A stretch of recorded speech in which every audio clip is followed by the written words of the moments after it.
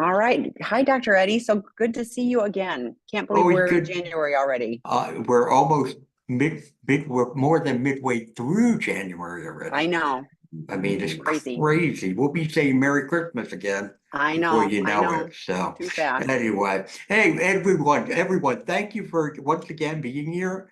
Appreciate having you here. I hope your new year started off well. If not, I hope it gets better as you go along. Today, what I want to talk about is, and I know we have a bunch of questions that were left over from last time that we'll try to get into, but something that's been really, on my mind for quite some time. But really just starting to put the pieces together more and more. And that is this idea that a strong component of recovery is confidence. It's building confidence. And it's the one thing that I see that's lacking in many of the men I work with. They just don't have it. And without it, it's going to be very problematic. So let me kind of give you the landscape of what I see. As you know, when it comes to, any sort of problematic sexual behavior, it is an emotional intimacy disorder. That's what we're really struggling with. It's that inability to sit with emotional distress. Therefore, we learn to run away from it. It's an inability to emotionally connect and engage on a healthy level with people. As I've mentioned to you before, in my practice, 9 out of 10 men I have identified as being emotionally undeveloped. And again, that leads to not only the development, it could lead to the development of addictive behavior, because again, they're not thinking rationally about how to deal with emotional pain, but it also causes a disconnection and a struggle in relationship. So a key component in assisting men in becoming and maintaining sobriety, as well as being emotionally mature, is building that confidence level and generating confidence in their ability to connect, okay, is one thing. Helping them build their confidence to maintain their sobriety is another different component. And so that's why I wanted to discuss confidence and its role in recovery and how to show men how they can build that confidence to enhance the relationship and also to solidify their recovery effort. So let's start with what the problem is here, first and foremost. And that's the word shame, which you've heard. Shame takes a tremendous negative role in addiction. It plays a negative role in recovery. It leaves those individuals feeling like they've been a disappointment to themselves and to others. And with that, long-lasting recovery cannot happen if a person's self-esteem is not improved, or in some cases, maybe even developed for the first time, because you need to have a strong sense of self-worth to be able to get yourself through recovery and be able to sustain it over time. Um, what happens here if when that doesn't, when let's say your low self-esteem is still lingering, therefore what will happen, there'll be an uncertainty of sobriety. Is it achievable, and how do I deal with setbacks along the way? And this is where an individual can stay stuck. And it's just the same way, really, if you think about it from the standpoint of those who've been betrayed. If they can't develop confidence, okay, that one, the decision that they're making of should I stay is the right one. And two, they don't have confidence in the fact that I can start to put my trust in him, then they're going to stay stuck also. Now, a lot of that is going to be dependent, of course, on what is the betrayer doing in recovery. If recovery efforts are not, something that looks like it that he's very committed to, or seem to be haphazard, then you're not going to have confidence. You're not going to be able to build that.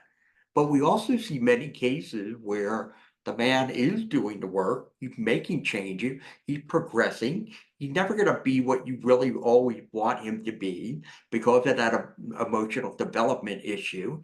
Okay, he's never going to move from the spectrum of 0 to 100. I've been told he's going to be about a 40. But even in those cases when that happens, we see the betrayed partner who doesn't have the confidence to move forward because again, I bring him back and then there's the worry, the fear that, oh, he thinks everything's back to normal. We're good. I'm good. And now the fear, will he go back to his old ways? So again, confidence is also something that's going to be necessary for those who've been betrayed. However, that confidence needs to come from seeing the betrayer do the work, but then even then, making sure that fear isn't keeping you back, even holding you back from being able to accept this new guy that you have in front of you. So the lack of confidence doesn't just happen, all right? It's something that really developed when we were younger.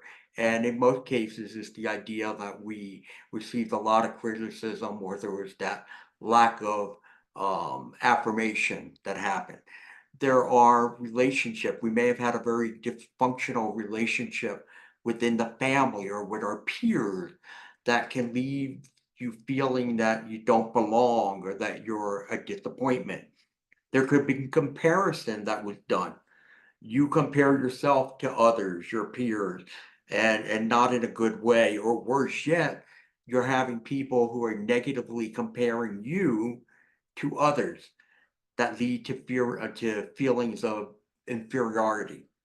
Right? I've seen this quite a bit where a father, a mother will compare the son to, the neighbor's kids or friends' kids and in a very negative way. And it really takes its toll on a person's confidence.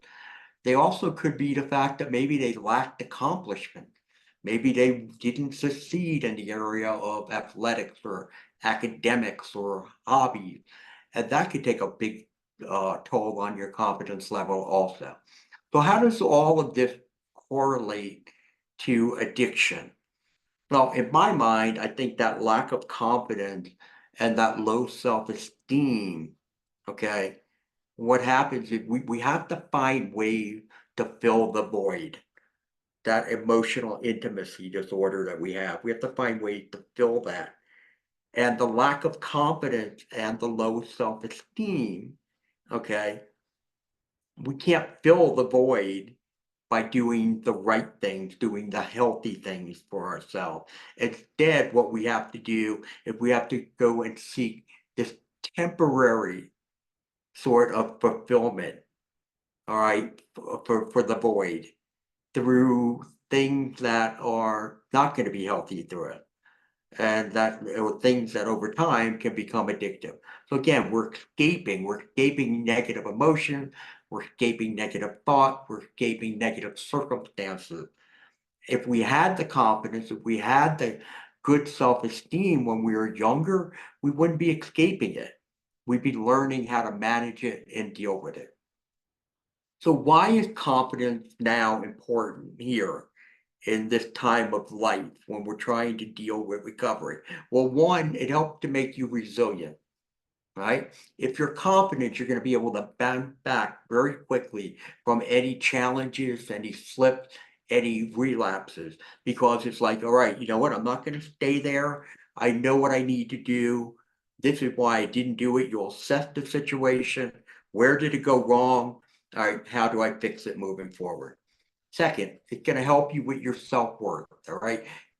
We understand, you understand, recovery is challenging, right? And we have to be able to believe that I can achieve and I can maintain that sobriety. It's hard to do that if I don't feel good about myself. So therefore, building that sense of confidence, this is something I can do. And yes, it may be difficult, but it's still something I can do. Third, a sense of positive self-image, okay?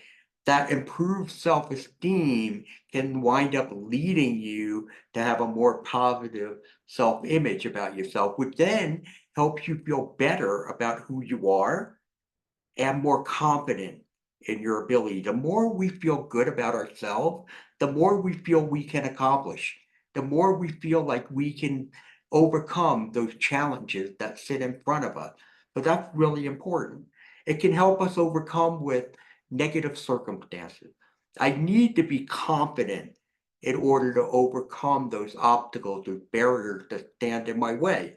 Therefore, it allows me to successfully manage any types of triggers or stressful situations that I can encounter. And we've talked about anxiety and stress and how we have to make sure that we're maintaining that, because if it gets elevated, the compulsiveness level gets elevated, and then bad decision making takes place. But also, by being confident, what that does, that now helps the betrayed partner. And how does that do it? Because this is probably the most dramatic change of all that they can witness and see. That you're not wilting when they get upset. Okay? You're not being defensive when you feel they have something wrong. Instead, you're mature. You're sitting there saying, yeah, you know what? Understand, we're out and about right now, and you're looking at me, and you can see that I'm feeling a little nervous, and you're thinking that I'm nervous because there's these women around and that I am struggling. I understand that because of what we've been through. But the anxiety that I'm feeling right now is because of X, Y, and Z, right? Something you should have explained before she even brings that up. Okay, you have to be proactive to say, hey, you know what, I'm a little out of sorts right now with a lot of anxiety in my head. I don't want you to take it as there's something in this environment that is troubling me. So therefore, in being able to have that confidence, as I said before, is the most dramatic change a betrayed partner can see. Also, the last thing about being confident, what it does, it leads to this desire to be honest and transparent always. If I'm confident, and I am confident because when it comes to honesty and transparency, I think I excel in that area. Again, you can ask my wife about that. You know, I just feel good about myself. I feel confident about myself. I feel like, I know I'm not engaging in anything that she would not approve of. Then why can't I tell her anything? Like the time I told you guys when I wrecked her Jaguar, okay? I told her, could have just left it and said, oh, look, what happened in the parking lot. No, I did it. Okay. So we bring these things up, but you need competence to do it. So finally, the last thing I want to talk to you about, we're going to do it very briefly. There's a lot more. I could sit here for 2 hours and talk about this topic, is how do you build that confidence? What do we do here? Well, first and foremost, you have to start with having compassion and kindness to yourself. We have to start to forgive ourselves for what we've done. That we can't wear this thing around our neck like this heavy yoke. We can't brand ourselves with the idea of betrayer. Okay, we made mistakes, and hopefully we're in a place right now, we're in a mindset right now where those mistakes, those are something that we will never go back to again. We can't, because we are growing up, we are maturing, and we're recognizing the fact that, this is not the life I want to lead. So therefore, I learned to have compassion and kindness to myself. I learned to accept. I accept the fact that, you know what, these actions I've taken have caused great harm to people. And therefore, I owe them amends for that. That's what I owe them. And I have to give it to them. And those men may go on in some areas for the rest of our relationship. She may keep 360, you know, like live on our phone. Okay, that might be there for forever. That's fine. Then that's what it should be.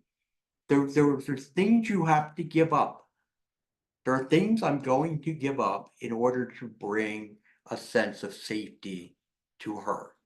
And the confident guy can give them up. A man who doesn't have confidence cannot give them up. He will fight new tooth and nail over each and every one of them. So we need to learn that acceptance of what we did. We need to focus on the success we have in recovery. Okay, when we have those, and therefore also acknowledging and appreciating our wins. So therefore, it's like, oh, the urge to maybe look at pornography, but instead you pick up the phone and you call somebody, and you don't do it. You go, out and about, and you see there are women around and stuff, and you bounce your eyes, and you just say, no, I see them, but I keep moving along. Okay, those are wins.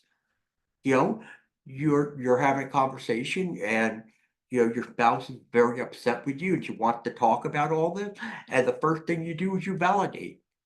That's a win. And you sit there and you think about those things and say, yes, I'm doing it. Even when she sometimes doesn't recognize that you're having those wins, okay, that's okay. Look, I understand. She's hurting. She's in a place that maybe she can't give me credit for anything. All right? I don't need to have her pat me on the back. I know I have made changes. I know I am doing better. That's all. Hopefully one day she will be in a place where my safety is consistent and that she'll be able to say, thank you. That was great. I love what you did there. So therefore, again, acknowledge, appreciate your win. If you don't do this, you will never develop confidence. And that is to be honest and transparent in all circumstances. I mean, all circumstances, no matter how small they are. You have to do this, because if you don't, then as I said, you will not feel good about yourself. Because in a way, what you're doing, you're hiding something. And if you're hiding something, you can't be confident. Also, stop comparing yourself to others in recovery. Now, some people pick it up real fast and they run and they do it well. I was just talking to a client this morning who, he's had struggles over the last couple of years, and right now I think it's all starting to click. I think it's really, really starting to come together. And sometimes it takes a little bit longer for people, but stop comparing yourself to that person who you think has it right. Okay, with that. Stay focused on your sobriety. Don't ever for a moment, be laxed about it. You have to be, every day you get up and it's like, you know what? Just today, I'm going to be sober just for today. Not that you have to, you know, ponder about it all the time. It's just be aware. I told you before, I'll go down to Main Street here in Highland. And before I get in the car and I go down there and I say, hey, you know what? What's your mission? Stay focused on your mission. That's what I do. And it helped me tremendously with that. We need to move away from emotionally based actions, and we have to start to move to rationally thinking action. This is probably the most difficult thing that we do because we have been driven by raw emotions and we have, for our entire lives. That's what we've done. We've run with the raw emotion. And that's what our actions have been generated on. And as you know, with the inner child model, we take those, I feel, those emotions, and we move them over to what is real. And so now with that, I can start looking at it from a rational standpoint. I could throw away the childish ideas, thinking. I could throw away the fears. I could throw away the assumption, and I'm left with just what is reality. That'll let me make healthy decisions. Stay in the moment. Challenging, yes. I know it's challenging. It's challenging for me sometimes too. But we have to try to do it more often than not. Stay in the moment. That's going to help us to be more confident. In fact, the more you do that, I'm telling you, that's what's really going to drive your confidence level a great deal, because you're going to walk away very proud of yourself for what you've done in that. And also, the last thing here is don't be so arrogant, and be humble. Be humble enough to ask for help. When you're struggling, reach out to somebody. Like, oh no, I can't do that. You know, I've been sober now for a year. And if all of a sudden I have start to have a struggle, and if I call somebody, they're gonna think, oh my gosh, what's happened to him? Things happen. Okay? Events happen, life changes, things change. And as things change, as circumstances change, your mood is going to change. Your thinking, the way you approach things. You may go through a very difficult period. There are people out there to help you.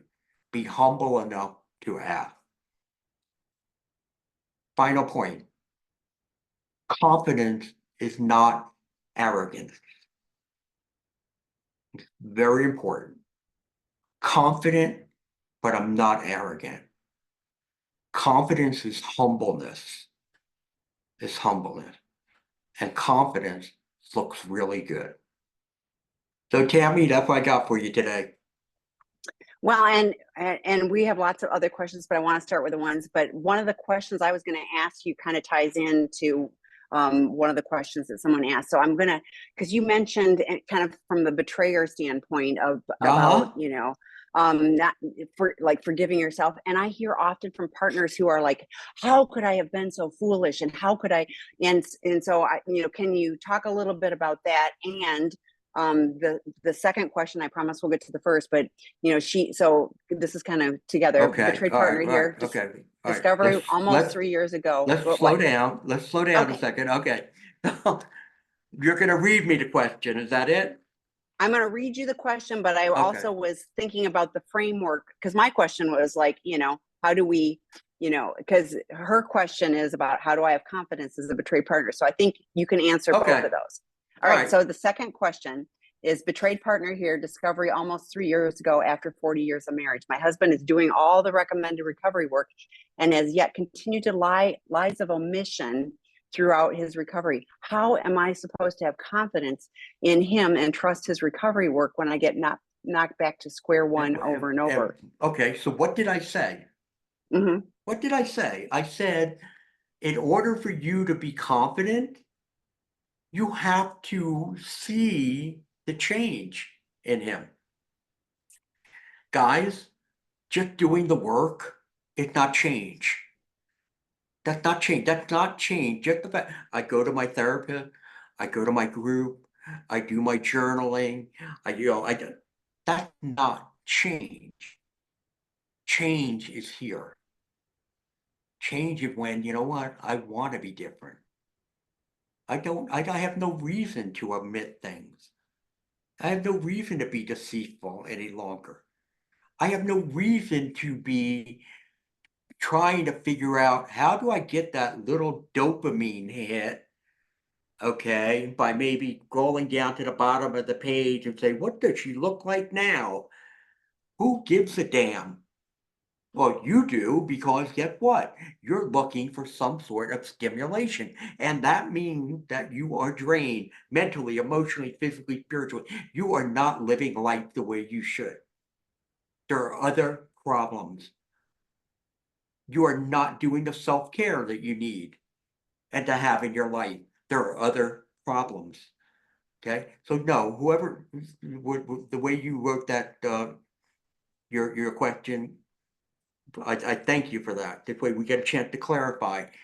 You need to see not just change, you need to see consistent change. It has to be there for a period of time. So that's what you need. but I want you to tag on to that, because Okay.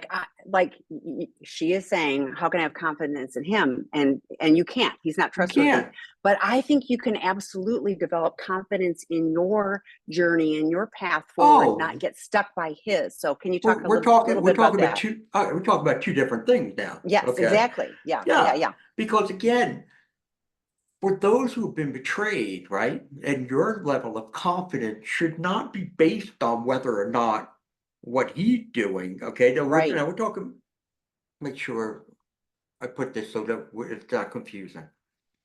For you to be able to accept him back in and to trust him, right? You have to have confidence in the fact that you're changed and you see that over a long period of time. Put that over here. We're going to park that. Your confidence, which comes from your own recovery, is the fact that, you know what? I am special and unique. You know what? I do not deserve to have someone in my life who will not be honest and will not, have transparency with me. I deserve more. And so now I'm going to give him a chance to see, can he deliver what I deserve? What I deserve. And I'm not asking for anything that, too extreme. I'm just asking for him to be respectful, to be kind, to be compassionate, to be understanding, to be attentive. That's what I'm asking for. And now you're looking over here, but see, you deserve that. And when you go down that path, and you have to understand that's your growth. Okay, that's where you're growing.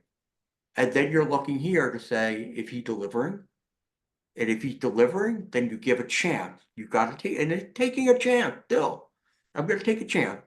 But if he's not delivering, then you have to look at what other situations and options there are.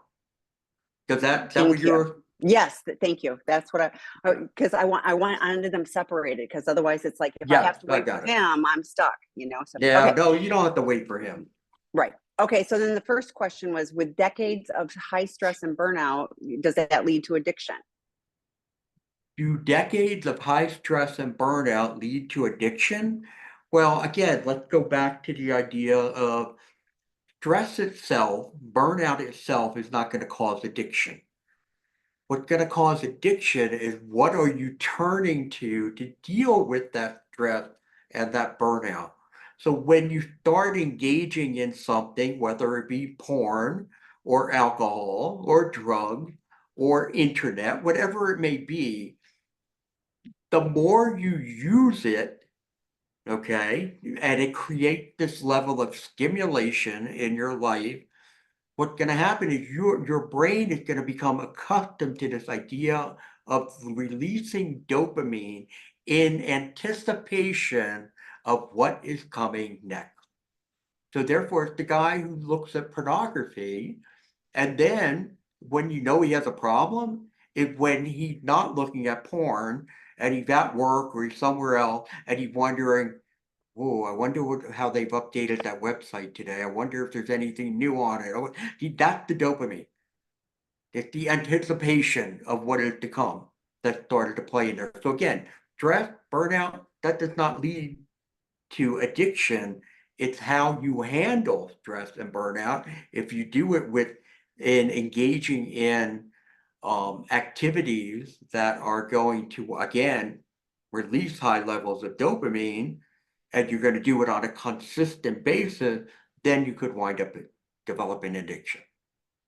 Yes, I was thinking, it's a maladaptive coping mechanism. And, for those of us in recovery, we have to learn good self-care. And then when we have stress and other things, we're taking care of ourselves so that we're not, going back to those problematic behaviors. So, okay, the next question, Dr. Eddie, is, hi, as a betrayed partner, I feel like I was used as a sex toy and neglected in other ways. As a child, I was neglected by my parents and used as a sex toy by some family members. Now, as a 32-year-old, I feel like I have no confidence in myself other than a body to play with. How do I build confidence in other ways? I am so painfully sorry for this, you know, that Yes, children my are heart. not sex toys, you know, I mean, it's just No, horrific. adults aren't sex toys either, right? We No, should be right, sex but toys too. children, wow, I know. So, so, and yeah, my heart breaks for you, but yeah, you can turn this around. You definitely turn this around.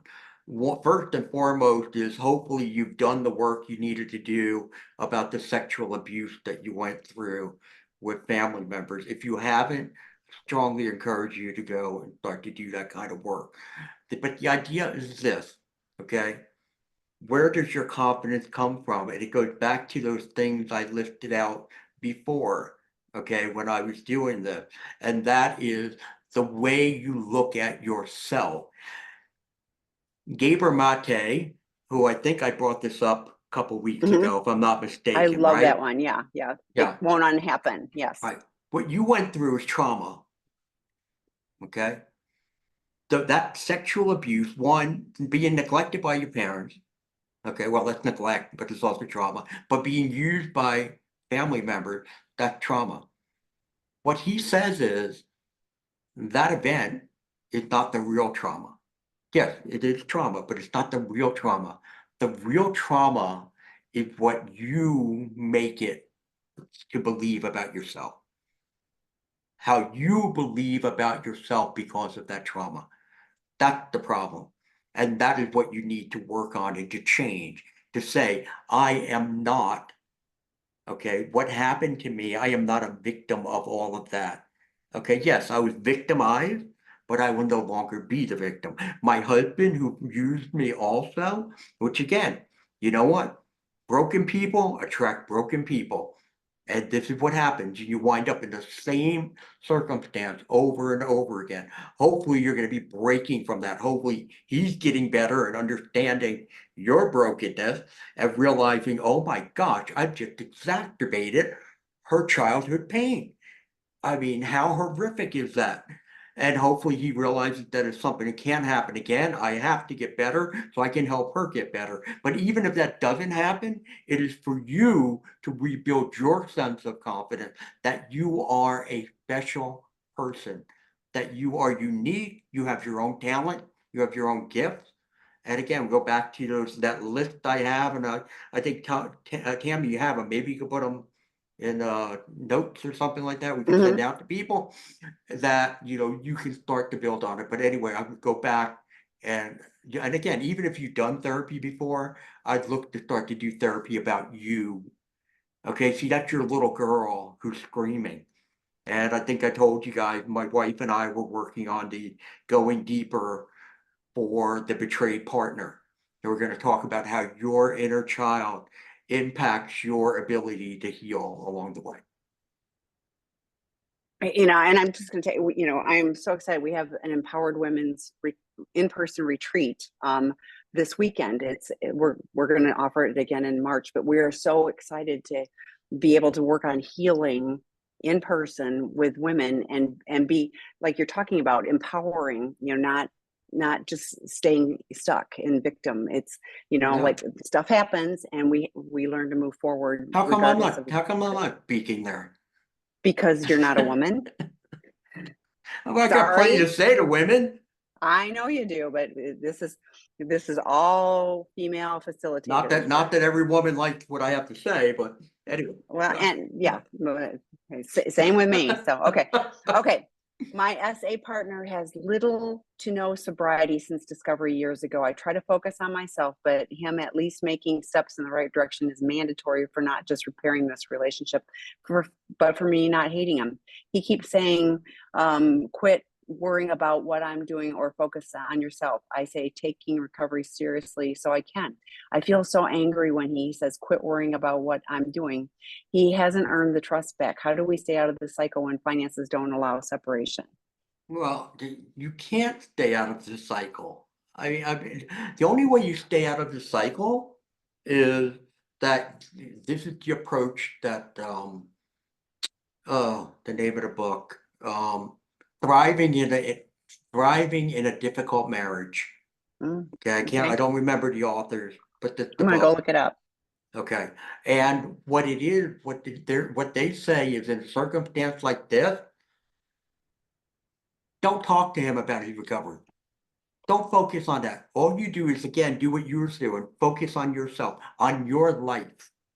Okay, you focus on your life, your friend, your hobby, your interest, all that, whatever it is. And then what you do is you hope that one day he wakes up, if he sees you continuing to advance in your life, continuing to bring joy to yourself, that one day he looks at that and says, wow, I want to be part of it, and comes over. But he can't come over until he fixes it, because right now you're talking to him about, so what are you doing, what's going on, is pointless, because he's not doing it and he doesn't want to do it, it seems like, or he's doing it with half an effort. So therefore, for you, instead, your focus should be on you if you have children. And again, let me live my life to the fullest, okay, in a godlike way. And you know what? Hopefully, maybe one day he comes alongside of me. Okay, I'm putting messily in the chat. I put the book, but also Debbie Allen did a really good webinar, and Dr. Eddie's that he talked about the whole Gabor Mate. It was really good, and I can't tell you how many times I've referred to that one. But it like she did a 3-circle for betrayed partners, and she said, for some betrayed partners, the inner circle is focusing on his addiction, because that is an unhealthy, your world is, I always say, addict's world is really small when they're focused on their addiction. Your world is really small if you're focused on the addict, so it's, how do you create healthy boundaries for yourself? You said finances, will keep you, but regardless of that does not, lots of people live with an active addict, and they find joy and connection in other ways. They keep that person, in the safe distance, so they're taking care of themselves regardless of what he's doing or not doing. So there's lots of resources and support for you, but check out that webinar. It may be useful to you. So, okay, next one. Hi, Dr. Eddie. Any suggestions on how to really find out if she is stuck or not? It's been 4.5 years of sobriety, but she's very well read, but is not seeing a therapist either solo or together.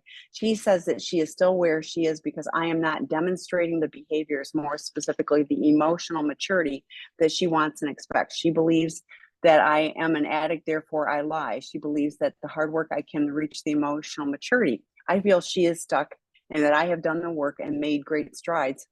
I strive for total honesty, but of course I fail from time to time, mostly through lies of omission. That's a complex question. Okay, but I just want to stay with the bottom part for a moment. Like, I don't understand, and I don't know, maybe it's that I've been in recovery for too long, but it's like, but I get it right most of the time. Why can't we get it right all the time? I mean, we're just trying to we're being honest and being open and being transparent, because if it's just one time, you set her back here. Because it's like, okay, I can't trust again. Because let's face it, all right, when it came to acting out, a lot of the lies were about omission. Okay, that's what they were. They were omission. So you need that consistency there with that. Now, I would probably suggest here that, but I just tell you, that's a red flag for me. That is just a really big red flag. And I can understand why she's saying this. Though it's hard for me to get into the rest of the answer to the question, because she's afraid. Her little girl is afraid that, you know what, I'm going to bring you all the way back in and you're going to make a fool out of me again. You have to work harder in order to take that fear away from her. And that has to be along the way of no more lies, period. Yeah. Are you okay over there? Yeah, I was just moving.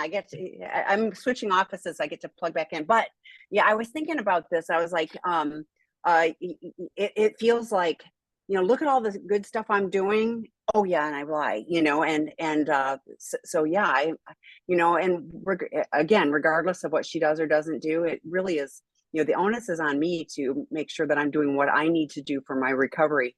And, a 24-hour rule or shorter. If I have neglected to tell you something, or I've told you a lie, at least coming clean starts to build trust too. But if you're still holding on to the lies of omission, I don't And I gotta know tell why you, she would. Tammy, I don't even want to see them wait 24 hours. I mean, I really I want don't to. either, but initially I think that at 4.5 years, it should not be Yeah, it 24 should hours, not but be. It's like, oh, you know what? I forgot to tell you that. yes, or Or yes, 5 minutes ago or when I said that wasn't that completely was not truthful. So, that was not true. I'm sorry. mhm. Here it is. So Yes. anyway, I was gonna go down a different path with the answer until we got to that last line. Consistency, gentlemen and ladies, if you're the betrayer, consistency. If it's not there, I don't care what you're doing. Because just to say, oh, I get it right 90% of the time, or even 98% of the time, it's like, well, what about the 2%? Because all it needs is 1%. All you need is one stupid decision, and you crushed her world again. So, Okay, next one. One of the biggest challenges in my recovery has been balancing confidence with humility. My confidence comes from my achievements, but my humility is crucial to recognizing my ongoing challenges and need for support. The humility is what gives my wife safety and trust in my journey. Any suggestions? well, I'm a believer, Bruce, that when it comes to anything in our life, okay, that initial platform that I have to build if I'm going to become a good man is humility, is humbleness. That has to be there first and foremost. And then you build upon it. And as you build upon it, that is when you become more confident about everything in your life. But if you don't have that, and I love it, I love what you're saying here, it's perfect. If you don't have that level of humility, if that's not the platform you're going to build upon, the rest of it is a house of cards. So that's good. I'm glad that you're looking to take that kind of approach. One of the things I appreciate in 12 steps is we talk about being right sized. We aren't boastful, we aren't shameful. It's being right sized, and working the 12 steps 4 through 9 really helps with that. Continuing, step 10 is I'm taking a daily inventory. That helps me as Right. well. So Mm-hmm. but right size, I honestly I think of that often, at being right sized. I'm neither extreme. Okay, the next question. Compassion and kindness for self is harder than it sounds, as we tend to beat ourselves up for previous actions. Why? Why, Steve? Why you keep beating yourself up? What did we do? It's done. It's back there. It's back here. And because it's back there, you know what happens? Again, you guys, I think I brought this up a couple months ago. We're running a race. Okay, and it's not a sprint, it's a marathon. We're running a race. But if I'm going to keep looking backwards while I'm running, what's going to happen? I'm going to trip and fall. And you're going to trip and fall with this because you know what? It brings you down. You beat yourself up. That increases your anxiety level. Mhm. That increases your compulsiveness. Do I need to say anything more? There's no need. This is again, we need to quiet the noise. How do you quiet the noise? A little bit more meditation. Okay, and I know you meditate, a little bit more meditation. Okay, more quiet time, more gratitude. And I know you're big on gratitude too, but more of that. You need more. That's all. Got to pump up the positive to lower the negative. 'Cause remember, the more positive you feed into your mind, there's less room in there for the negative stuff. Yeah, and I'm going to do another 12 step. We don't we aren't hanging out in the past. We don't regret the past nor wish to shut the door on it, is the actual quote. So it got us where we're at. so we have the opportunity to move forward in a different way. So yes, we Right. can be grateful. Like, do I, do I want to spend time, thinking about all the stuff I did? No. But am I grateful for every single thing, every painful thing I've been through? Yes, because it brought me here and it gives me the opportunity to move forward in a very different way. Right. And I think Okay, Steve, go ahead. you'll get more information out of this next question that we have. It's very Oh, similar. yes. How can you forgive self for the harms caused by the past actions? You know what? At, at the beginning, it's really hard. It's hard when the dust settles and you're at the very beginning of the recovery process, and it is like, oh my God, scorched earth. Look at this. What in the world did I do? However, in order to be able to do that, you have to look inside and say, you know what? What kind of man am I really? All right. Now, I've done a lot of things I don't even want to think about. Again, you can go back to read my book, Remove Your Shame Label, and you'll find them in there. But you know what? Don't really want to be there thinking about that. However, there's one element, and that is, and I was actually talking to a client about this yesterday. I was oblivious, not to my actions, but I was oblivious to what was driving my action. And being oblivious to that did not help me at all. All I thought was, I have a problem. There's something wrong with me. I don't know what it is, but I guess it's just my makeup. I guess there's a percentage of us guys in this world. This is the way we are. Total erroneous, completely erroneous. I had an attachment disorder. I have an avoidant attachment disorder. And when I figured that out, and I realized, my gosh, you know what? If I would have known this when I was back in my late teens, all this stuff probably would have never happened. Because it's not the kind of man I really am. Because deep down, I know I'm a good man. I know I'm a follower of Christ. I know that I have values. I know I have a moral compass, although it never was established. It's there now and it's strong and it's solid. But I didn't know what I didn't know. And if I would have had that guidance along the way, and again, not an excuse, I should have figured out something on my own along the way. I didn't. But I know deep down the kind of person I really am. And I'm not, a person, I'm not malicious. Okay. I'm not a person who wants to cause other people harm. It's not my nature to do that. But I did. And I regret what I did. I have strong regret over it. I have strong remorse for it. But I've moved ahead. I've moved ahead. And that's where I'm going to stay. Because it doesn't mean no good to be sitting back here looking at this.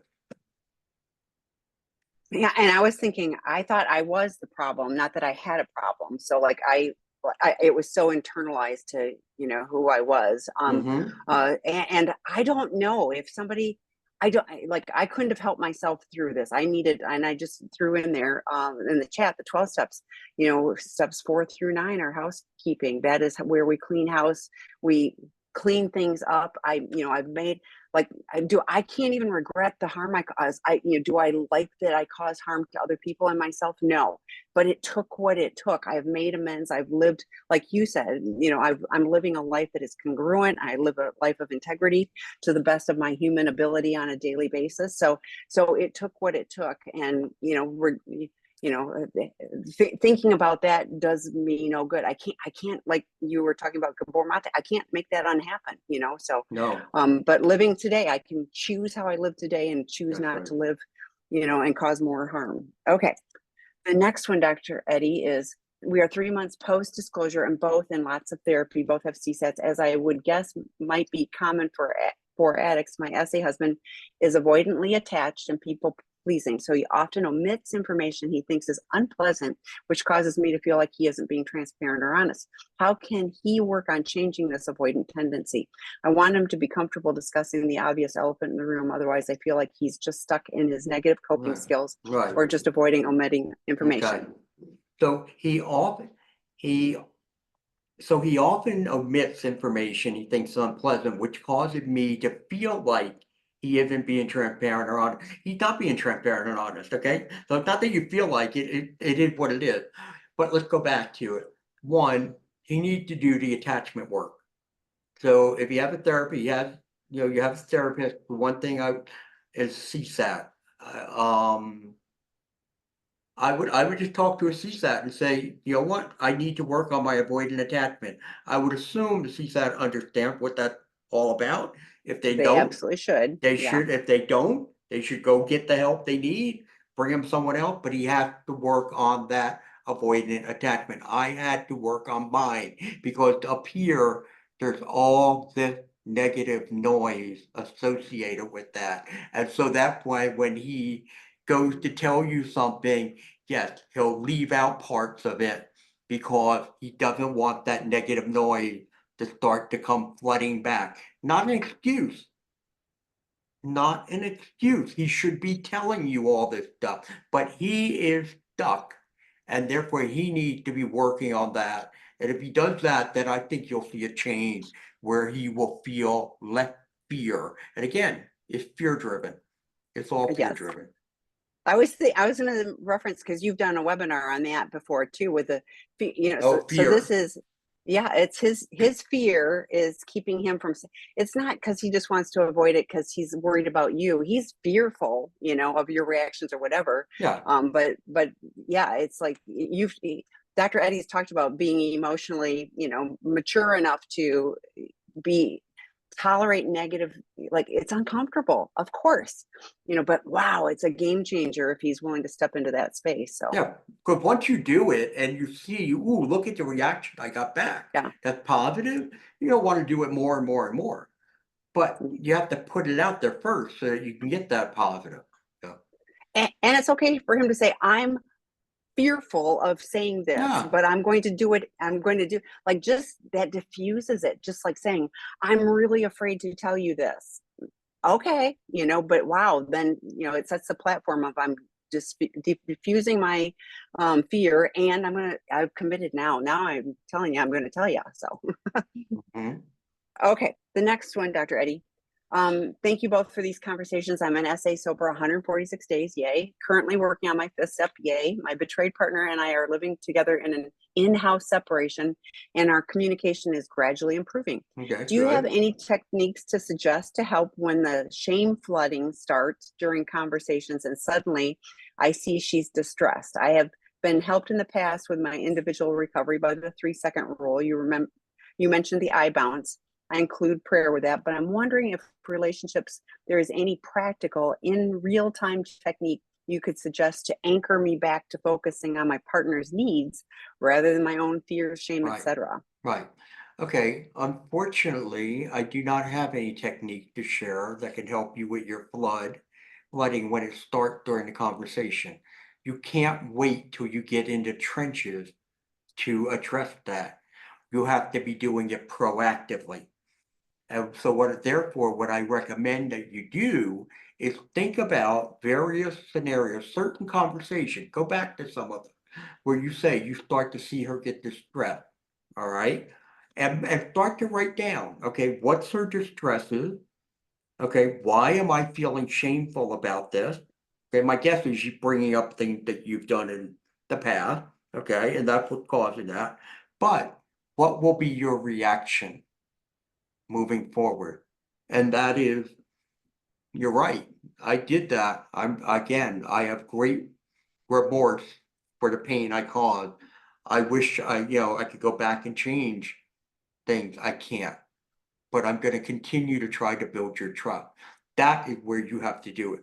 You need to be proactively putting, because if you wait till you get into the dialogue and conversation with her, I'm telling you, John, you'll continue to have that shame thrown upon you.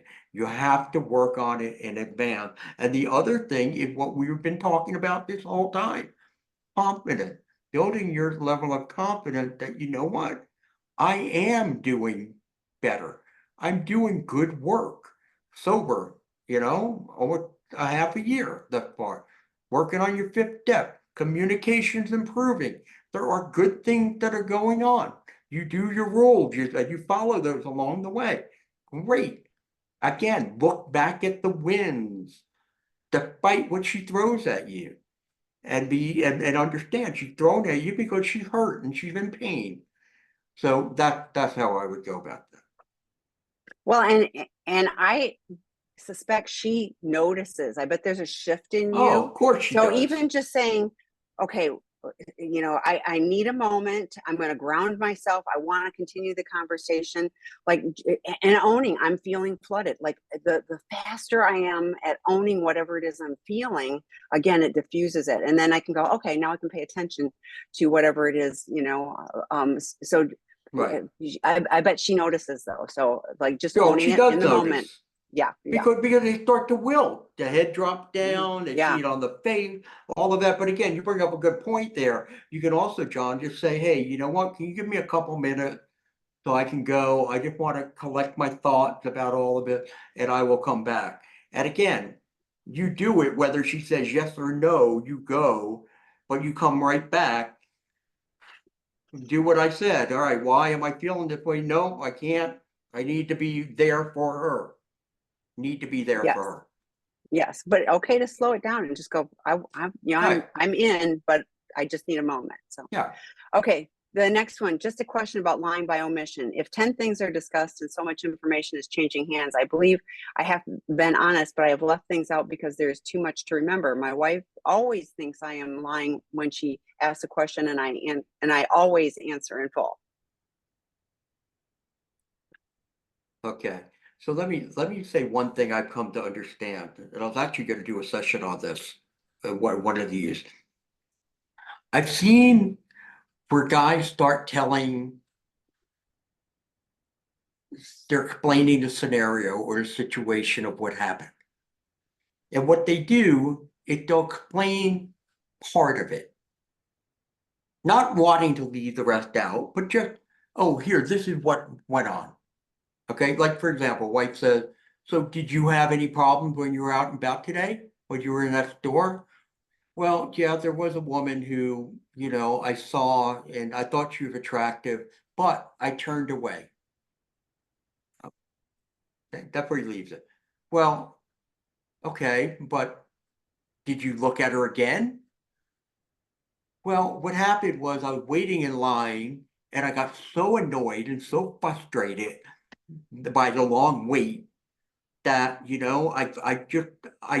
yes, I turned and I looked again at her. And then what happened? It's like, well, then I looked for a moment. I realized, no, I shouldn't. I turned away and I started looking at, the different food items that were over here on the shelf. We don't tell the whole story. When you don't tell the whole story and you just tell part of it, and then she says, oh, well, what about this? And then you add another one, immediately it's like you're omitting.